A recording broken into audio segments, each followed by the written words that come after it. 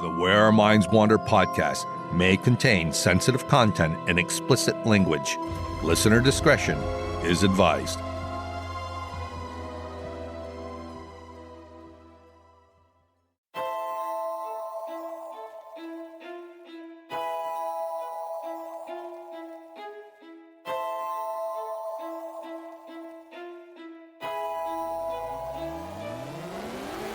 Greetings, fellow wanderers, to the places our minds wander. The house at the end of the dirt road, where disembodied voices whisper and strange sounds make the living shiver. Where shadows lurk at the edge of the woods, just outside your back door. And mysterious lights speed beyond reason across the clear night sky. Odd events throughout time that lead you down the rabbit hole. I'm Wes. And I'm Beth. And this is Where Our Minds Wander. Hello and welcome to Where Our Minds Wander, all you fellow wanderers. Thank you for joining us. Hello, everybody. Well, Beth, it's a snowy and cold night here in upstate New York, and it's the perfect night to be back in the studio recording. It is, and I have to say that it was cozy all throughout the entire house today. It was just the perfect day to stay home and just do our own thing. I mean, I got your scarf finished. That you did. Which I'd been trying to do for a while. It's very nice. And yeah, it was nice. And I'm happy to be back in the studio too. Yeah, it was definitely a peaceful day. Quiet everywhere. Didn't really see any snowplows. There wasn't a lot of sirens or trains going by. It was very quiet. That's unusual for our area. Yeah, usually there's at least a train going by. Yeah, several times a day. And night. So with that said, I'm feeling pretty relaxed after a nice, peaceful day. And tonight, we're talking about the Sallie House and Hatley Castle. But before we get into tonight's stories, as we always say, go check out our sources in our show notes. You can find out where we found all of our information, and you can continue to do some research for yourself, because there's always more information there that we just can't fit in. We just don't have enough time in an episode. All right. With that said, get your favorite beverage and snacks and dim the lights and get comfortable. And let's get into tonight's stories. Atchison, Kansas is a quaint little city located about 50 miles northwest of Kansas City, and it holds the title of being the birthplace of legendary Amelia Earhart. With a population of just under 11,000 residents, it's like many other small American towns, boasting a charming downtown area and a couple of colleges to keep the economy buzzing. The residential streets are a mix of older mansions and newer homes, giving the town a unique character. One house that stands out on North 2nd Street is 508, with its unassuming white-painted brick exterior and pointed roofline. At first glance, it may not catch your eye, but the more you look at it, the more you notice its charm and personality. Some might even describe it as quaint. The house was constructed sometime between 1867 and 1871 by Michael Finney. He lived there with his wife and 3 children, James, Agnes, and Charles. Charles is often referred to as the town doctor, Dr. Charles Finney. Or maybe it was Michael Finney. Online sources tend to differ on which of the 2 men, father or son, was the doctor. While it hasn't been definitely confirmed, it is widely believed that Dr. Finney conducted his medical practice on the 1st floor, where he treated patients and performed surgeries. His office was also located on the 1st floor, while he and his family resided on the upper floors. The Finney family owned the quaint little house until 1947, and during the late 1800s to 1947, 4 members of the Finney family passed away in the house. Despite the family's long history in the house, it is not known as the Finney House among locals. Instead, it is famously known as the Sallie House, considered the most haunted house in Kansas. The Sallie House has been a subject of interest for paranormal investigators for many years, even appearing on television shows like A Haunting, Unexplained Mysteries, Ghost Adventures, and Sightings. Interestingly, no one currently resides in the 3-bedroom, 2-bathroom house. It is solely used for overnight paranormal investigations. With so much mystery surrounding the Sallie House, why is it renowned as the most haunted house in Kansas? Well, it all comes down to the entity the house is named after, Sallie. However, even Sallie's story is more of a legend than a confirmed fact. According to usghostadventures.com, there are 2 versions of the Sallie story. In the first version, a young mother rushed to Dr. Finney's house with her 6-year-old daughter, Sallie, who was in excruciating pain. Dr. Finney quickly realized that Sallie's appendix was about to burst and decided to operate immediately. Unfortunately, he didn't wait for the anesthesia to fully kick in and operated on poor Sallie while she was still conscious, causing her to die during the operation. The second version of the story is even more tragic. In this version, Sallie is actually Dr. Finney's own child, born out of an affair. When Sallie's mother brought her to his office, Dr. Finney chose to perform the surgery himself to avoid being exposed. Once again, he began the operation before the anesthesia took effect, resulting in Sallie's death on the operating table. Whether either version is true or not, the story is undeniably heartbreaking. If it is true, it's a tragic tale of medical malpractice and betrayal. If it's false, it's a terrible thing to fabricate about a man who practiced medicine in Atchison. Unfortunately, though, there is no way to verify Sallie's story, since there are no records of anyone named Sallie ever living or dying on the property.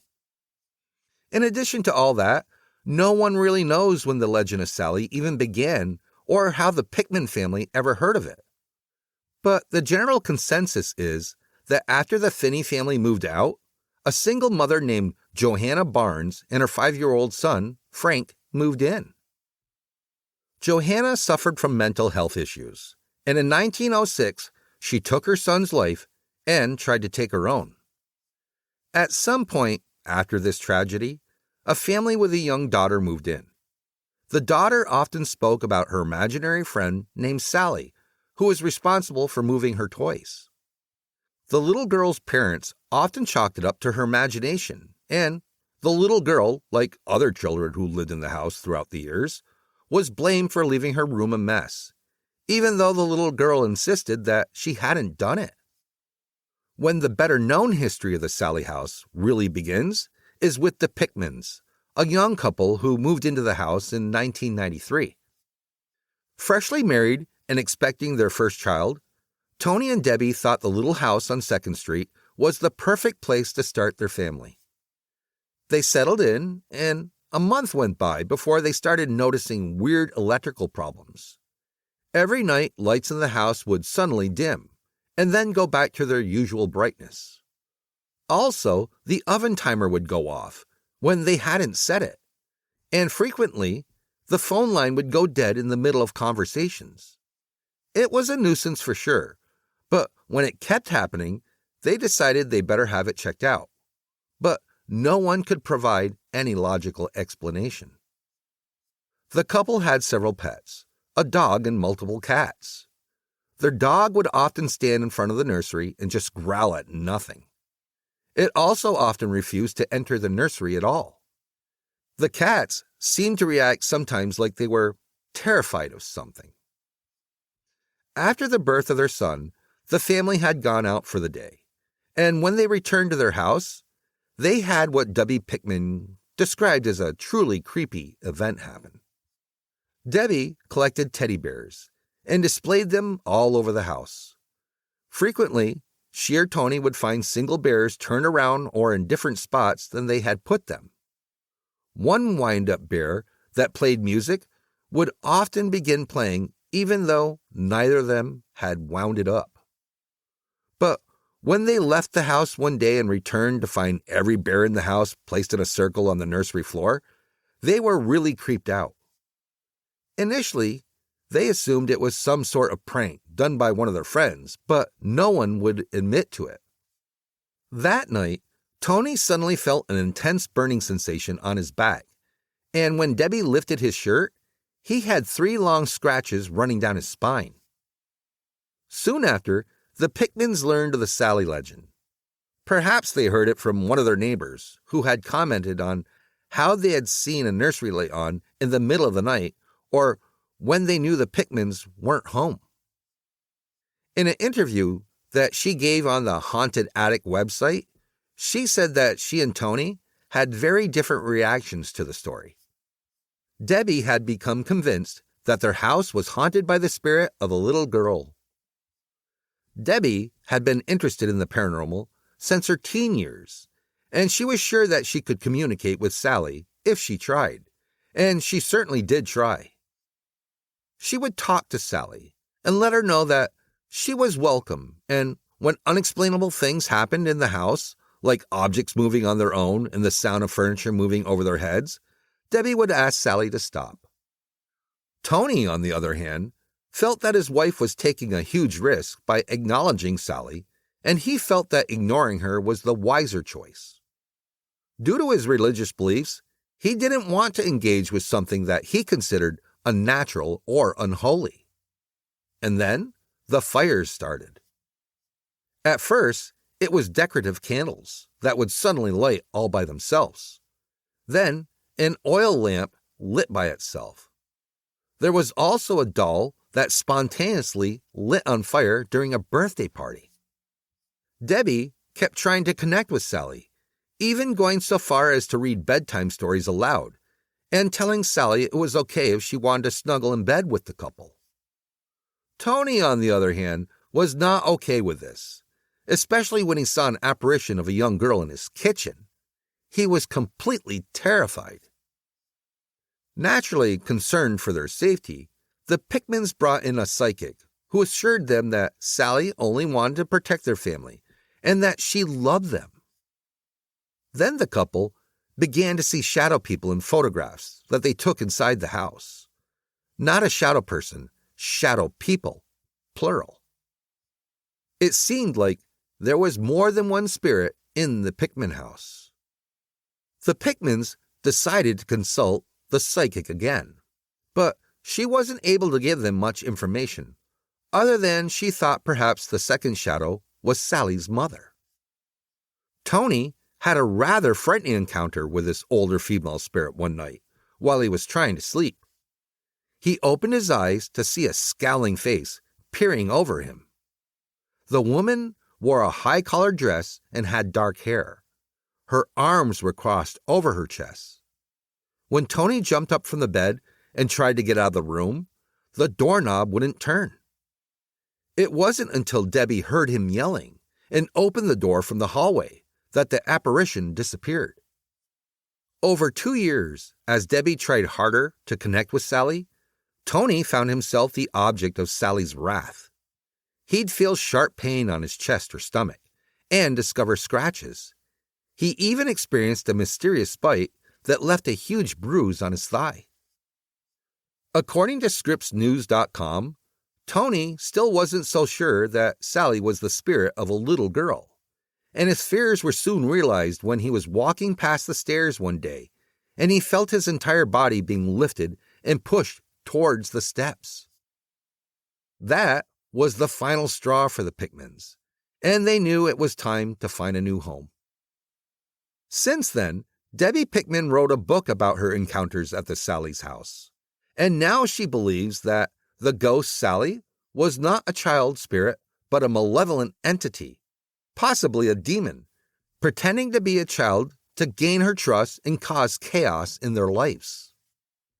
Debbie often wonders what would have happened to her if they had stayed in that house. In the 30 years since the Pickmans left, the Sallie House has become a popular spot for paranormal enthusiasts. Visitors have reported experiencing all sorts of spooky happenings, from hearing voices to seeing shadowy figures and full-bodied apparitions. Some even believe that there may be a portal in the house due to its high activity. While many people believe that they have seen Sallie, there are also reports of an older woman standing by one of the windows, possibly Sallie's mother. Some visitors have claimed to had violent encounters, with men being scratched, and Sallie earning the nickname the man-hating ghost. Visit Atchison.com has a list of strange occurrences that investigators have experienced at the Sallie House, including batteries draining suddenly, objects moving on their own, unexplained scratches or bruises, physical touches, mysterious cold spots, and even guide dogs refusing to enter the nursery. According to ScriptsNews.com, paranormal investigator Elijah Buckholes has made multiple visits to the Sallie House, and each time he claims that their investigations have become more and more intense, with unexplainable footsteps and moving toys. On the flip side, some people have reported no experiences at all while in the house. In fact, a few blogs that I checked out mentioned that their overnight stay was surprisingly peaceful and cozy, almost as if the house was welcoming them with open arms. So, was Sallie trying to trick them into feeling safe, or was it just a quiet night? With all the ongoing investigations at the Sallie House, it's hard to determine the true nature of the haunting. Is it the spirit of a former resident, or have the investigators unknowingly created a tulpa? Perhaps over time, the energy in the house was transformed into a poltergeist. It remains a mystery, but the Sallie House is renowned as the most haunted house in Kansas for a reason. Strange things just seem to happen there. And if you're curious to have your own encounter, you can take a daytime tour for $20 per hour, or book an overnight stay for $125 per person, with a 2-person minimum. On a side note, in February 2016, the owner listed the Sallie House for sale on Zillow for $1 million. By August of that year, the price was drastically slashed by 50% to $499,000. However, it was eventually taken off the market in November of 2017. By the way, for a little comparison, the average home price in Atchison in 2023 was just $150,000, making it clear that the Sallie House could be a potentially lucrative investment. Very lucrative by the sound of it. They wanted $1 million for it? Yeah. But they ended up slashing it 50%. So it wasn't really going too quick. Nobody picked up on it. No.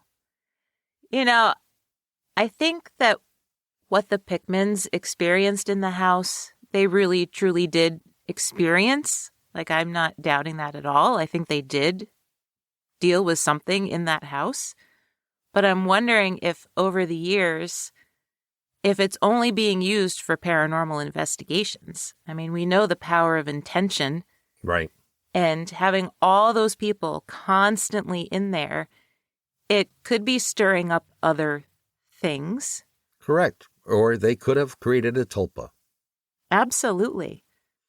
Well, there you have it. You'll have to come to your own conclusions on the Sallie House. Is it haunted? Or not? And we'll be right back after this quick break. Hey, did you know? Professor John W. Pilley may have taken Michael Frith's picture book, I'll Teach My Dog 100 Words, seriously, and far surpassed that goal. Pilley received Chaser, an 8-week-old border collie, for his 76th birthday and began teaching her words right away. By the time she was 3, Chaser knew over 1,000 words, including nouns, verbs, adverbs, and prepositional phrases. She was so smart she could correctly identify a brand new toy within a pile of dozens of other toys simply by eliminating the words for the ones she already knew and choosing the one she did not. Who'da thunk it?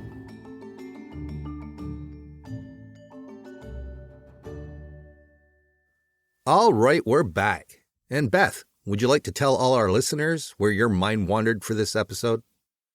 Well, last week you covered the history and hauntings of a gorgeous bonanza castle in British Columbia called Craigdarroch Castle, which was owned by businessman Robert Dunsmuir. And you had mentioned that Robert's son, James, had lived in his very own bonanza castle and that it, too, is haunted by members of his family. And I thought that was pretty intriguing, that two massive homes owned by two members of the same family could be haunted by members of the same family. And at first, I was going to wait and cover it down the road, but then I thought my half tonight could be kind of like a part 2 of last week's episode. So tonight I'm going to tell everybody about James Dunsmuir's haunted home, Hatley Castle. And I have to say, it certainly has some really creepy ghost stories attached to it. Now, I'm actually willing to bet that many of you have seen Hatley's castle without even realizing it, because it's been used many times over the years in both television and film productions. Exterior and interior shots of the castle were used as Xavier's school in the X-Men films Days of Future Past, Apocalypse, and Dark Phoenix, as well as in Deadpool and Deadpool 2. The castle also made an appearance in Disney's The Descendants film series. Back in the day, it was used in both the MacGyver and Smallville TV shows.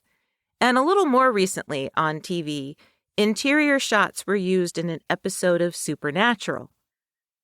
Hatley Castle looks like a castle. I mean, considering the 50-room, 4-story mansion has a Norman castle-style tower, 2 Tudor Renaissance-style wings, a crenellated rooftop, Tudor-style arches, Tudor-style chimney pots, multiple gables, oriel windows, which are those little windows that seem to kind of perch on the outside of castle towers, and it has granite walls. Well, it looks like it was lifted out of a medieval town and plopped down on 600 acres of landscaped gardens. But before I get into the castle and its ghosts, I want to talk a little bit about James Dunsmuir. The oldest son of Robert Dunsmuir, the richest man in all of British Columbia in 1889, James ran his father's coal mining operation in Wellington at the age of 25. Educated in BC, Ontario, and the state of Virginia, all he wanted was to become a coal mine manager, according to HatleyCastle.com. He met Laura Searles while he was at school in Virginia, and the couple married in 1876. Laura was the daughter of a wealthy North Carolina farmer, and she was pleased with her new husband's social status. Together, they had 12 children, 3 boys and 9 girls, which is interesting since James had 9 siblings himself, 7 sisters, and 1 brother. At first, the couple lived with James's parents, Robert and Joan, at Fairview, their first home in Victoria. But eventually, James and Laura purchased their own home, Burleith. By 1898, James was into politics and was elected premier of the province. By 1906, he was appointed lieutenant governor. He got into some political trouble when he refused to sign anti-Oriental legislation, but was hiring Japanese coal miners and paying them far less than their peers. James and Laura certainly enjoyed their wealth. James was happiest when he was fishing and bird hunting, and he spared no expense when he custom-ordered the Delora, a $200,000 yacht, which had a huge fireplace in the mahogany drawing room, Venetian marble wash basins, and a dining room that seated 24. But he was the kind of guy who liked to get away from it all and enjoy nature, and he just did it in style. $200,000 style. Laura was the same way. She enjoyed their social standing, throwing parties, and living in luxury. In 1907, the couple purchased Hatley Park, a 600-acre property, from Roland Stewart, and within a year, architect Samuel McClure was designing James's ultimate Bonanza Castle. Now, if you missed last week's episode, a Bonanza Castle is a term used to describe opulent and oversized mansions. And Hatley Castle was both opulent and oversized. According to HatleyPark.ca, James wanted to avoid the headache of Craigdarroch Castle, the grand mansion he had helped complete after his father's death. And so he hired over 100 builders, 25 carpenters, and 60 stonemasons to make his country retreat a reality. The castle was completed in just 18 months at a cost of $4 million.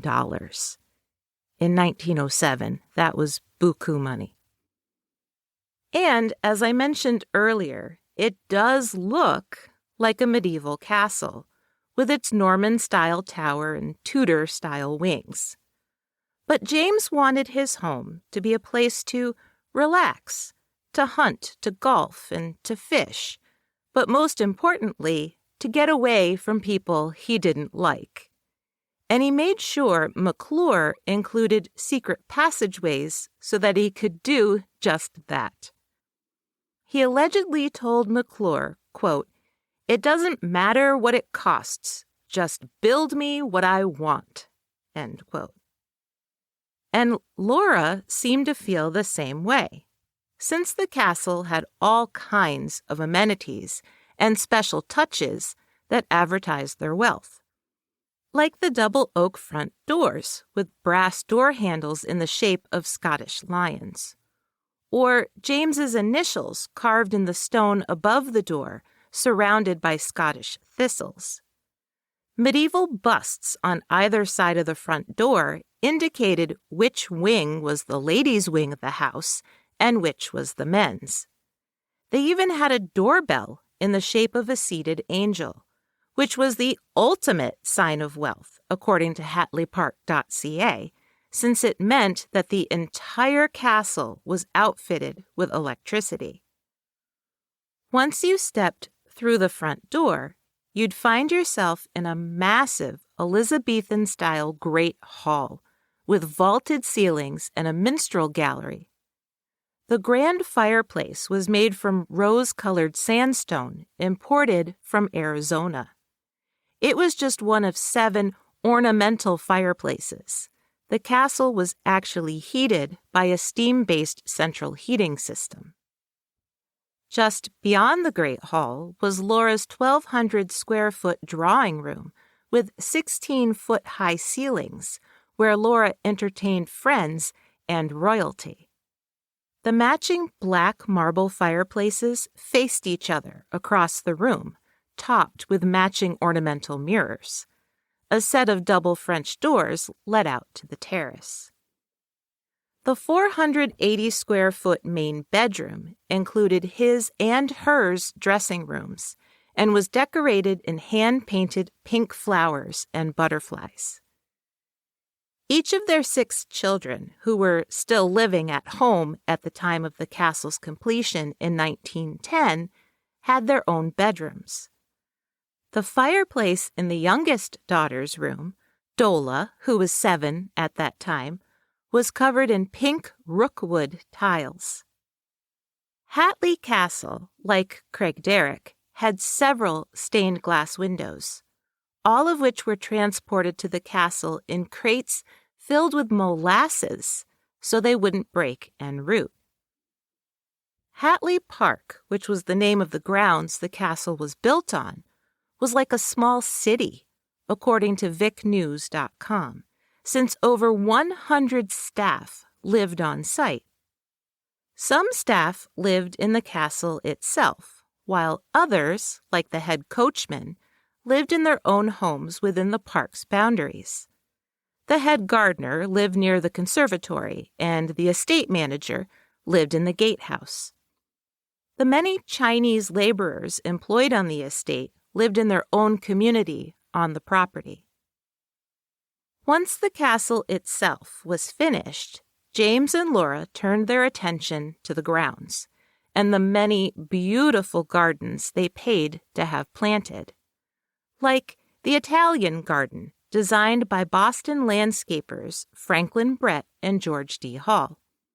And then there's the garden statues, like Neptune, who stands at the top of a grand garden staircase. Hatley Castle was everything James and Laura hoped it would be. For James, a place to get away from his political life and enjoy the leisure activities he loved. For Laura, it was a place to entertain her friends and throw lavish parties, where she would often sing to her guests. But, like all families, theirs was not without heartache. According to DiscoverHubPages.com, James retired from politics at age 61 and was disheartened by his children's lack of ambition. But he hoped that his son, James Jr., would show some initiative and take on the kind of work ethic that both his father and grandfather had had. Instead, James Jr., who everyone called Boy, decided to go off to war. In a terrible twist of fate, Boy boarded the RMS Lusitania on May 1st, 1915. After it was torpedoed and sunk by a German U-boat, Boy's remains were never recovered. Both Laura and James were devastated by Boy's death, although they handled their grief in very different ways. Laura was never truly convinced that her son was gone, and she suffered from horrible nightmares for the rest of her life. James would often sit at the family piano and play the song, "Where is My Wandering Boy Tonight?" over and over. But considering the song is about a mother's grief over a child who has gone astray, the hymn is a somewhat strange choice. I looked up the song because I was curious, and the version that I heard really does sound like a hymn. But the lyrics are, "Where is my wandering boy tonight, the boy of my tenderest care, the boy that was once my joy and light, the child of my love and prayer? Oh, where is my boy tonight? My heart overflows, for I love him, he knows. Oh, where is my boy tonight? Once he was pure as morning dew, as he knelt at his mother's knee. No face was as bright, no heart more true, and none was so sweet as he. Oh, could I see you now, my boy, as fair as in olden time, when prattle and smile made home a joy, and life was a merry chime. Go for my wandering boy tonight, go search for him where you will, but bring him to me with all his blight, and tell him I love him still." It was a sad song. That it was. And he would just play it over and over. James Dunsmuir passed away in 1920 and Laura in 1937. 3 years later, Hatley Park was purchased by the Department of National Defense for $75,000 and turned into the HMCS Royal Roads, a junior naval officer training site, which saw over 900 volunteers through a fast-tracked 90-day training program. Initially, cadets lived in the castle during their training and went to classes in the stables and other outbuildings that were converted into gunnery classrooms. After the war, the Naval Academy expanded, and a parade ground, gym, and larger boathouse were added, as well as houses for the commanding officer and dean of studies. Eventually, an additional dormitory was built, and the cadets moved out of the castle itself. In 1967, Royal Roads became the Royal Roads Military College, and by the time it closed in 1995, the college had over 4,000 Canadian Air Force, Army, and Navy cadets graduate from its hallowed halls, with additional degree programs in oceanography, psychology, and military studies. Interestingly, it was cadets who first started to notice some strange things inside Hatley Castle. Remember, James Dunsmuir Jr. had gone off to war and had died on the Lusitania. There's been plenty of speculation that both Laura and James Sr.'s spirits were unhappy about their castle now being filled with young men training to become soldiers. According to Vocal.media, cadets who were studying late at night on the second floor would comment on how they'd suddenly feel like they were being touched by icy cold cobwebs. Now, it's unnerving enough to feel like cobwebs are stuck to your skin. Icy cold ones could only have felt even more strange. Then, cadets started sharing stories about how they'd wake up in the middle of the night and swear that there was a little old lady standing at the end of their beds watching them. Eventually, this spirit became even more restless and began tugging on cadets' feet while they slept until they woke up. One senior officer claimed that one morning he woke up when he felt someone tugging on his feet. He was pretty surprised to see an elderly lady standing at the foot of his bed with her hands around his ankles. When he tried to pull his feet away and sit up, this apparition held on even tighter, to the point where he struggled to break free of her grasp. When he finally did, the little old lady simply vanished. Of the cadets who encountered the elderly female spirit, some felt that she didn't want them there and was trying to scare them so they'd leave. Others felt that she was actually trying to scare them in a protective way. In other words, by scaring them away from the castle, she might prevent them from entering the military and suffering the same awful fate as her son. A little over a decade ago, in 2012, a woman on one of the castle's ghost tours was snapping pictures of the main staircase when she caught what looks like the apparition of a woman in a 1910-era dress and hat standing on the landing. I was able to find the photo online, and at first, to be honest, I thought it was nothing more than a trick of the light, and I could see how people might mistake it for the see-through body of a woman.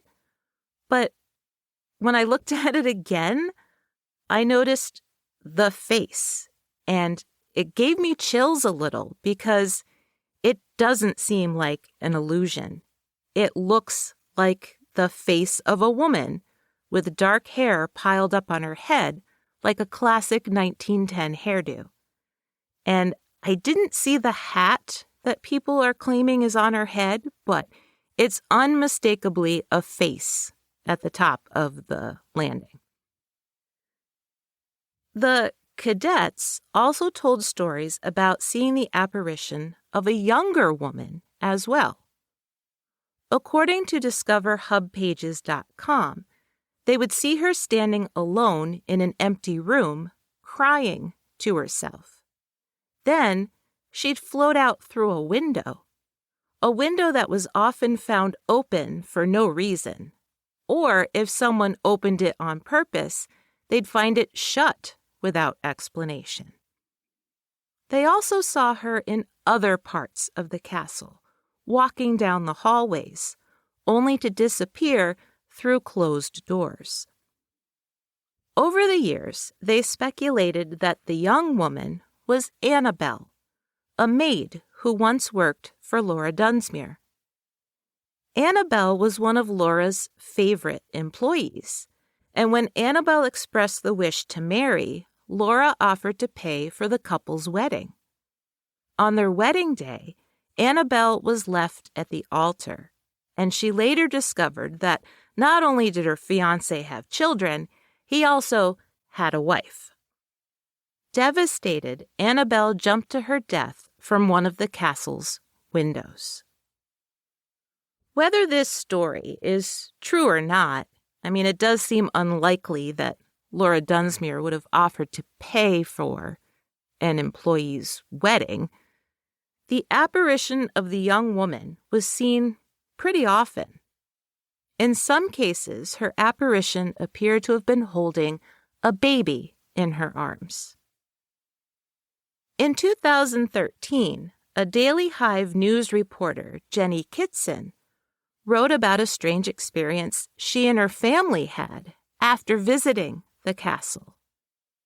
She and her husband and young daughter took a tour of the castle one day that year and thoroughly enjoyed it.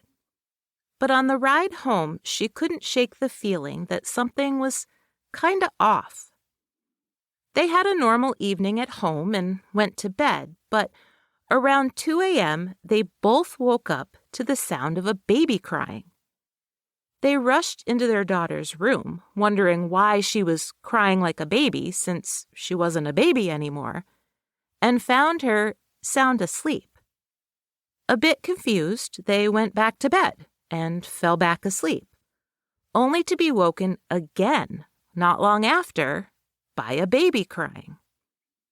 This time, they realized that the crying was clearly coming from the baby monitor, one which they hadn't used in a very long time. And when they located it in their bedroom, buried under a bunch of stuff, it was indeed lit up as if it was being triggered by crying from their daughter's room. As her husband held the monitor, Jenny went into her daughter's room, and her daughter was still sound asleep. Now, really confused and a bit creeped out, Jenny returned to her bedroom, and she and her husband followed the cord from the monitor that was still lit up and emitting the soft sound of a baby crying to the wall so they could unplug it. Not only was it unplugged, it was missing its batteries. With no idea what to think or what to do, really, they carried the monitor downstairs and left it in the kitchen. Somehow, they were able to go back to sleep. But over the next few days, weird things continued to happen, like items that fell off of shelves for no apparent reason. Eventually, the couple contacted a psychic medium who told them that the spirit of a former nanny from Hatley Castle had followed them home. Whether it was Annabelle or some other lost soul, the spirit eventually moved on, and Jenny's family were left alone. James Dunsmuir himself is also rumored to haunt his former home. Visitors to the castle have asked about the strong smell of cigars that often seems to waft in clouds throughout the mansion, which James was once quite fond of smoking. They've also reported hearing the sound of that sad song, "Where Is My Wandering Boy Tonight?" coming from inside his former study. It always makes me kind of sad when I hear about haunted homes where two spirits seem to be searching for each other but don't seem to know that the other is there. That might be the case at Hatley Castle, since back in 2003, the Canadian TV show Creepy Canada did an episode on Hatley Castle that included the story that Dola Dunsmuir, James and Laura's youngest daughter, claimed that she had seen the apparition of her lost brother James Jr. herself. She claimed he was dressed in his military uniform and would wander around the gardens. He'd look at her as if to say that everything was all right, but when she tried to get closer to his apparition, he'd fade away.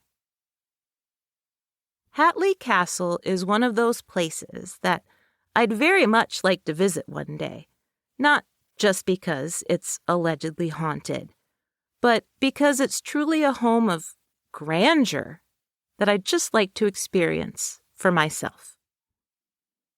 It is an amazing place. And I can imagine all the staff that may have passed away on those grounds also. Yeah, there's got to be hundreds that are wandering around there. You would think so. And the picture of the woman above the stairs, it's pretty compelling. You see what I'm saying? Where you can kind of tell where maybe the body is... Oh, I can definitely make it out. And I'm not sure about her wearing a hat. It just looks like her hair's up kind of in a bun. But yeah, if it's fake, it's done really well. It's a very distinct face. That it is. Well, I just found the place interesting. And like I said, I was going to wait, but then I thought, why not do the second half to last week? It would be a place that I'd like to experience for myself, just so I could have my own experience and put some validity to it. Right. It can go on the bucket list. That could fill 6 buckets at this point. Yeah. Well, everyone, I think that about wraps it up for this episode. Yes, I agree. We thank you all for joining us. Join us again next week for an all-new episode of Where Our Minds Wander. See you soon.